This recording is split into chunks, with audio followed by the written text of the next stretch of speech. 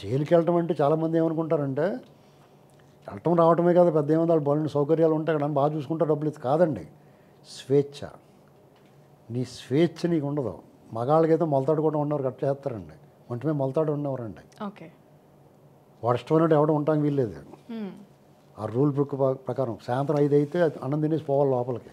రాత్రి 11ంటికి తిని తాగి పడుకునే వాళ్ళకి 5ంటికి తినేసి పడుకోవాలంటే ఎలా ఉంటుంది? అంతకన్నా శిక్ష ఉంటుంది ఎవరికన్నా. అంతే. పొద్దున్న 5ంటికి 6ంటికి లేపేస్తారు. అందరినీ మోకాళ్ళ మీద కూర్చోబెడతారు. లెక్కెట్టుకుంటారు అందరిని ఎంతమంది ఉన్నారండి. ఓకే. అది అయిపోయిన తర్వాత 9ంటికి ఎప్పుడో టీ ఇస్తారు. 12 గంటలకు 11 గంటలకు మళ్ళీ అన్నం పెడతారు.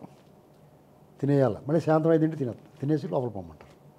అసలు నువ్వు రెగ్యులర్గా నీ నీ నీ జీవన విధానానికని మీకు జైల్లో జీవితం మన పూర్వం ఎలా బతికేవాళ్ళు అలా అదే రూల్ ఉంటుంది అక్కడ. ఎలాంటి ఫెసిలిటీస్ ఒక 50 ఏళ్ళు 60 ఏళ్ళ క్రితం మనం ఎలా ఉండేవాళ్ళం? పొద్దున్న 9ంటికి తినేసి సాయంత్రం 5ంటికి తినేసి పడుకునేవాళ్ళం. నిజమే. అదే అక్కడ అమలవుతుంది. ఈక్విలిబ్రియం తేడా వచ్చేయట్లేదు నీకు. నీ బాడీకి మొత్తానికి నీ మైండ్ పాడైపోద్ది. పైగా నీకు అక్కడ నొటోరియస్ క్రిమినల్స్ ఉంటారు నీ పక్కన. అంటే వాళ్ళకన్నా నువ్వు పెద్ద క్రిమినల్ మనకు మైండ్లో మెంటల్గానే.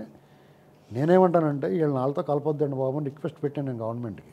ఎందుకు వీళ్ళు వాళ్ళని పాడు చేస్తారు? వీళ్ళు వాళ్ళని పాడు చేస్తారండి. వాళ్ళు ఎంతో కొంత పరివర్తన పశ్చాత్తాపం కలిగి మనం తప్పు చేసామరా బాబు ఎందుకు వచ్చిన కూడా మేము బయటకు పోయి బాగా బతుకుతామని అనుకుంటారు జైల్లో వాళ్ళు. జైలు శిక్ష అనిపించే వాళ్ళు లేకపోతే